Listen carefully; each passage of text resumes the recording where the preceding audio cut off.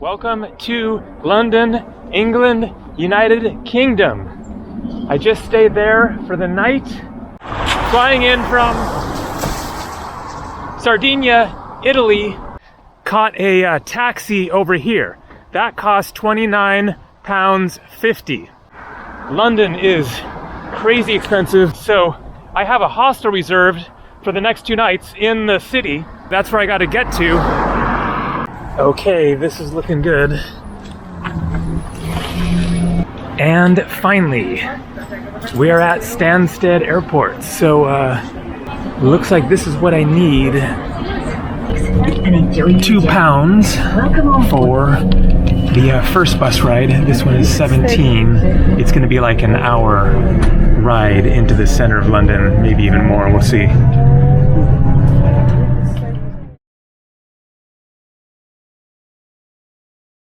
This is central London. I am starving. The question is, where can I find an English breakfast at 1:30 in the afternoon? So, I am going to walk over and show you one of my favorite things in the center of London. If I can find it. It's kind of random.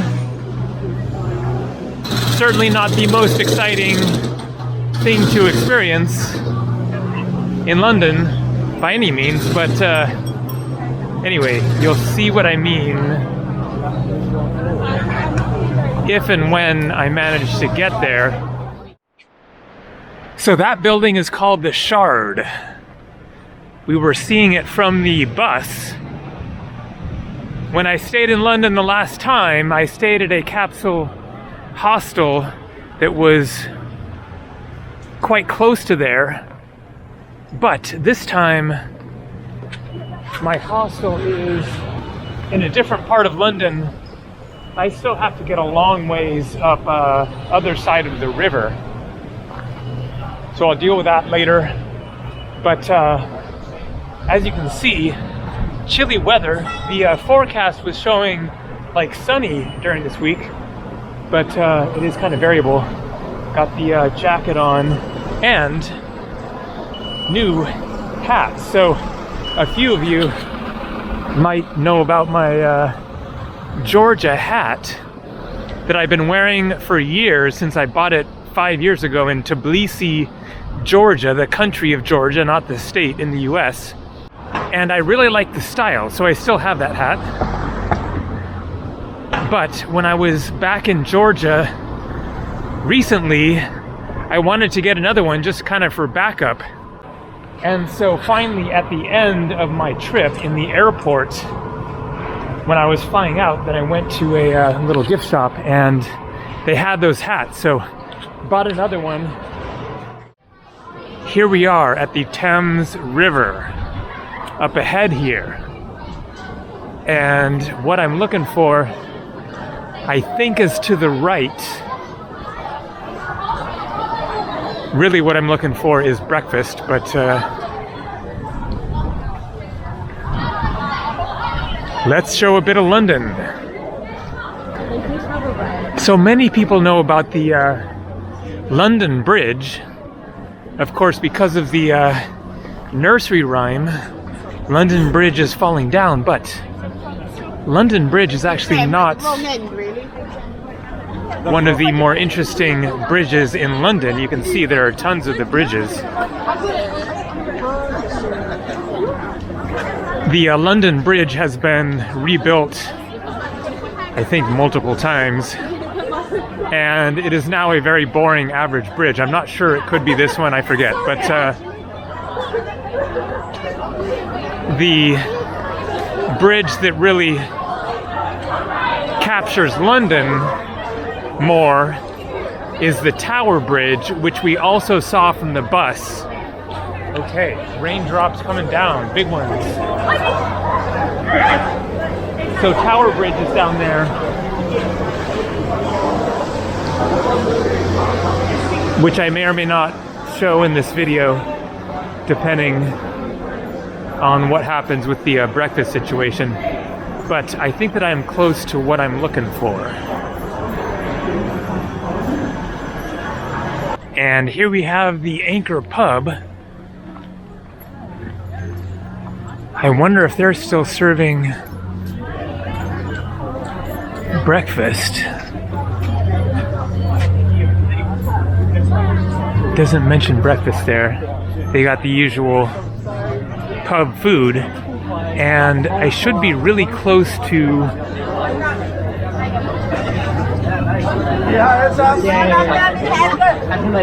yes, right up here.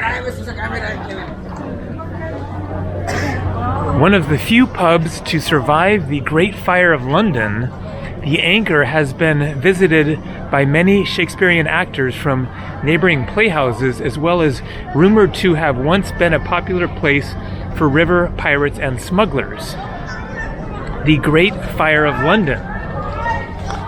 I forget when that was, but like 1666 or something like that. I think in the 1600s. And so it mentions Shakespearean actors. That is relevant to what I'm looking for. There it is.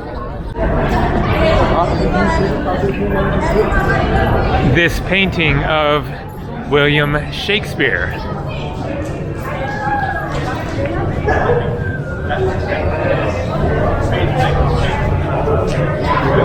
So one of the reasons that I like this mural is that when I was here in 2018, then I took a self-portrait selfie picture like I'm doing right now, just, you know, for the hell of it. And then later, when I saw the photo, I realized, whoa, I look a lot like William Shakespeare, at least at that time. My hair was the same length. I had like the same, like, slight little bit of a beard. So I like the picture in general, but the just kind of strangeness of taking that picture and then afterwards realizing we look like brothers or whatever. It was just kind of a trip. So anyways,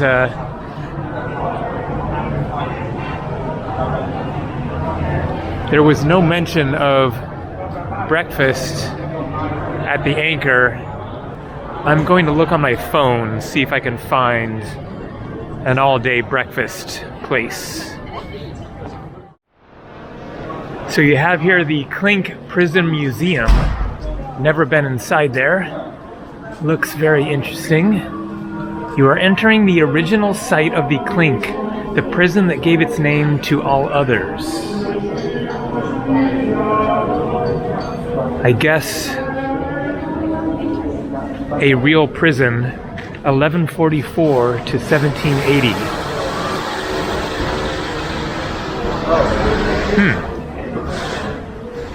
Sounds worth checking out, but something came up on the map that is actually named after the prison. It's called Bill's Clink something. It said good breakfasts, but does that mean at 1:30? Yes. Bill's breakfast, lunch, dinner. I think I will just go for it, whether they're still serving breakfast or not. So breakfast is only until 11:30, but brunch goes until 5 p.m. So looks like I'm in business. They have an amazing looking menu here. Bill's Big Brunch. 2 fried free-range eggs, bacon, sausage, tomatoes. Oh yeah, that is gonna do it. Definitely going for that.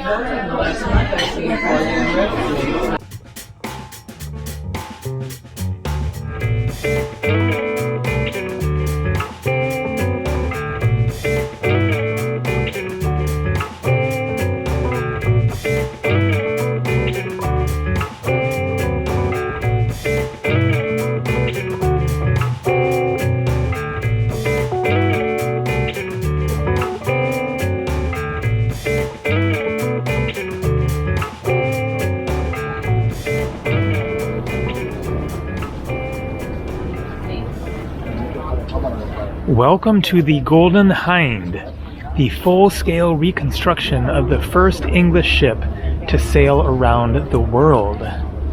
Amazing. It is not very big.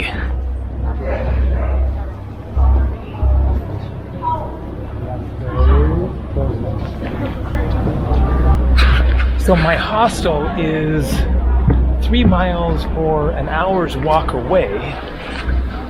So let's take the London Underground, the tube. There's a station just a few minutes walk away.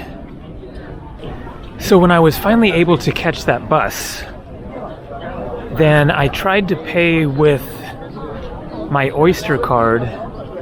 I thought that it wasn't going to work because there wasn't any money on it. I have no idea. I haven't been in London in, I think, more than a year, since sometime last year. I flew from London to Bahrain on my way to India a year and a half ago. That might have been the last time that I was here, so I have no clue if there's any money on that Oyster card. But when I tried to pay with it, he said it doesn't work.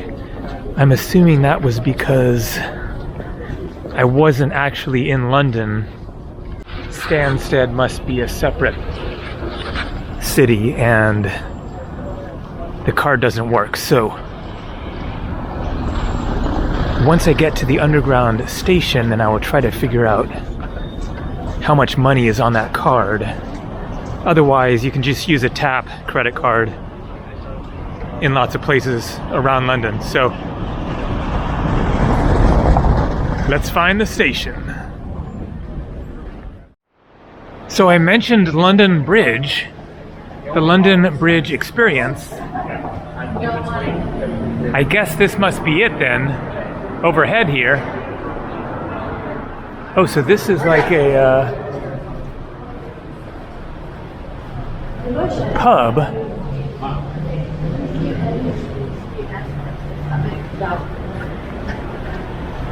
So let's go take a look at what the London Bridge is actually like.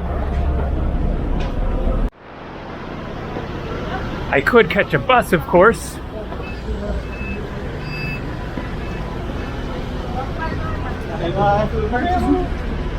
But I was thinking that the underground would be more of a classic London experience. So assuming that this is in fact London Bridge, you can see it's just an average looking bridge. Where is Tower Bridge? There you go. That is the iconic image of London.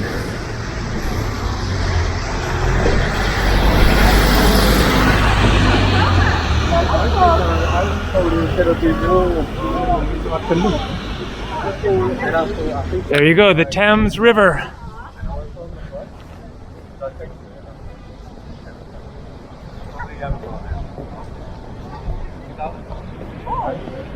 And a better shot of the Tower Bridge with the two towers. I guess I'm walking over the river and then I will find an underground station on the other side. Might as well do this walk. And again, there's the Shards. So the hostel that I stayed at the last time was just like straight on down this same street. Pretty sure.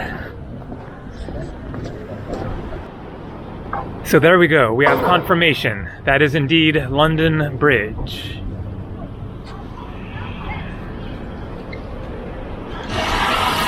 And there is an underground station right up ahead here.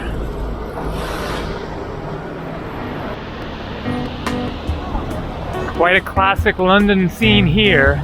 The underground, lots of buses. Love the double-deckers, so cool. And also really fun to sit up on the top level.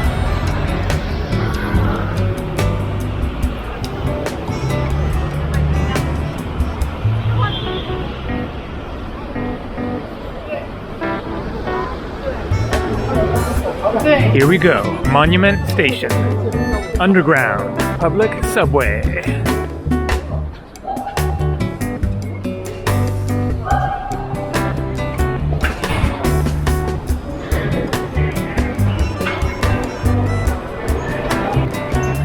Okay, let's see what happens here. I have no idea. Touch card, okay. Okay, there's £1.85 on there. I probably need more than that for the underground to where I'm going. Okay, I'm just gonna add some money here. I could just use a card, but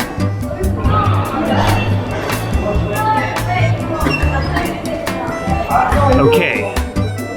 Circle line.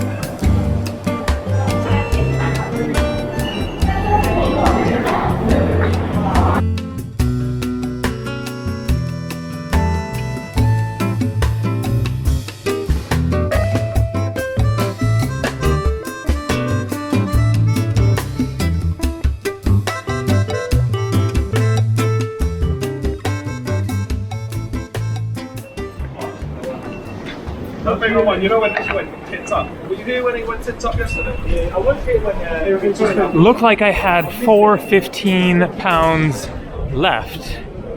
I had £6.85 when I started, so £2.70, about $3 for the London Underground.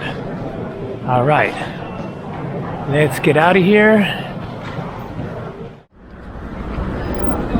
St. Pancras Station. So this does not look familiar to me at all.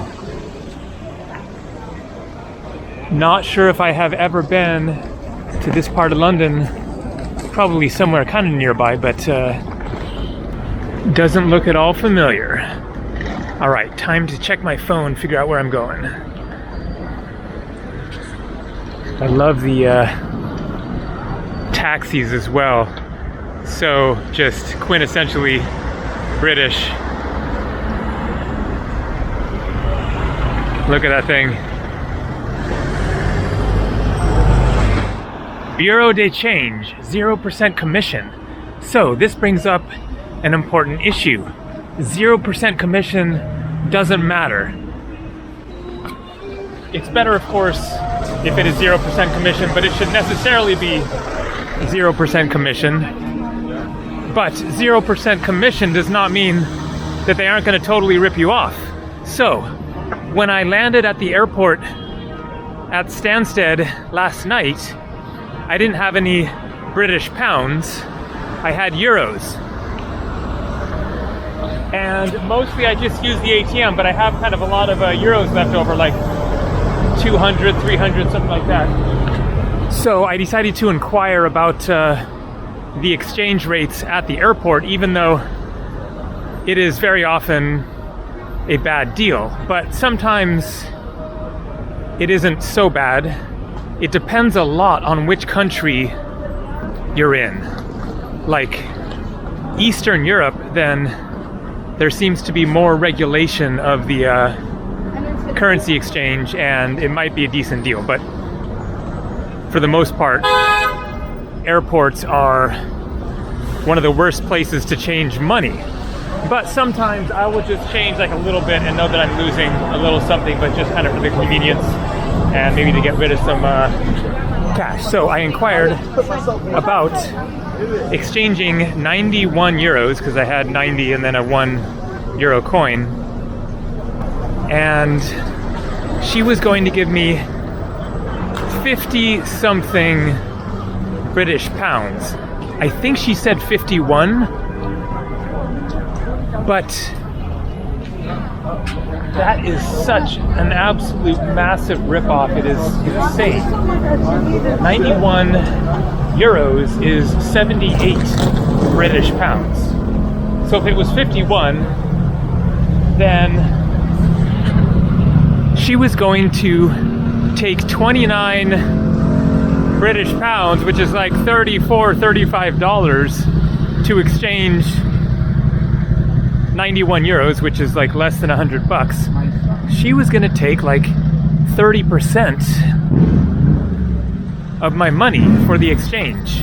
And so of course I said no thanks, and I went to an ATM where they tried to do the rip-off again with the offer to change the money there at the ATM. So I declined conversion, as you should always do whenever an ATM offers to convert the money for you. It is also always a ripoff. And then I wasn't charged an ATM fee, so it was actually free to withdraw the money. That is sometimes the case. Oftentimes you get charged whatever, $3, $4, $5 or something, but that saved a lot of money. Both currency exchange options were a bad deal, so just be very vigilant about currency exchange.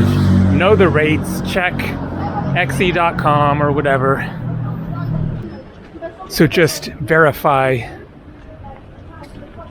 especially if it is going to be a larger amount, because you can lose hundreds of dollars on bad exchange rates. That was an insane day, but we are there. Ay, ay, ay. It's almost 4 o'clock.